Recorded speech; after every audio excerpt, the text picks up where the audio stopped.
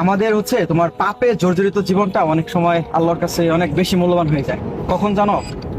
যখন তুমি পাপ করবা, পাপের মধ্যে থাকবা, তখন পাপ বাদ দিয়ে যখন আল্লাহর পথে আসবা, তখন কিন্তু তোমার জানা থাকবে যে তুমি যেই পাপটার মধ্যে ছিলা, ওই পাপের যে একটা ব্যাড ইম্প্যাক্ট ছিল। ওই প্রত্যেকটা পাপের মূলত একটা করে খারাপ দিক থাকে। প্রত্যেকটা পাপ, যে কোনো খারাপ পাপের একটা করে খারাপ দিক আছে। তো তুমি যখন পাপের মধ্যে থাকবা, পাপ থেকে পরে যখন রবের পথে আসবা, তখন ওই পাপ সম্পর্কে, পাপের খারাপ দিক সম্পর্কে তোমার জানা থাকবে। তো ভবিষ্যতে ফিউচারে তোমার ওই যে পাপে ফেরার যে একটা সম্ভাবনা, ওইটা কিন্তু থাকবে না। মানে যারা পাপ থেকে আল্লাহর পথে আসে, ওদের জন্য এটা একটা প্লাস পয়েন্ট যে ও আগে পাপে ছিল, তারপর আল্লাহর পথে আসছে, এবং তারপরে ওর আবার পাপ করার সম্ভাবনা অনেকটাই কম থাকে। কারণ ও জানে যে আমি যদি পাপ করি তাহলে মানে ওই পাপের খারাপ দিক যেটা আছে সেটা আমাকে গ্রাস করে ফেলে। কিন্তু যারা ধার্মিক ফ্যামিলি থেকে বড় হয়, যাদের পাপ করার সুযোগ থাকে না পরিবারে, ওরা কিন্তু তোমার দেখবা যে ছোট থেকেই মানে একটা গণ্ডির ভিতরে থাকে, পাপ করার সুযোগ পায় না ওরা।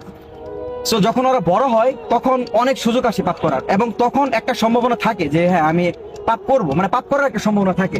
কারণ ওরা কখনো পাপ করে নাই, আর এটাও জানে না যে ও ওই পাপ করার পরে পাপের যে একটা ইম্প্যাক্ট আছে, পাপের যে একটা মানে ব্যাড একটা বাজে একটা ধাক্কা আছে, ওইটা সম্পর্কে ও জানে না। এই জন্য ওর ভবিষ্যতে পাপ করার একটা সম্ভাবনা থাকে। এই জন্য যাদেরই পাপ হয়ে যায়, আমাদের অনেক পাপ হয়ে গেছে, আমাদের অতীত খুবই খারাপ, কিন্তু ওই খারাপ অতীত ভেবে আমরা যদি নিরাশ হই তাহলে বিশাল একটা সমস্যা। অথচ আমরা চাইলে ওই পাপের জীবনটাকেই খুব স্বর্ণময় একটা সময় বানাইতে পারি যদি আমরা আল্লাহর দিকে ফিরে যেতে পারি। আমাদের পাপের জীবন ছিল, ইটস ওকে ফাইন, ভালো।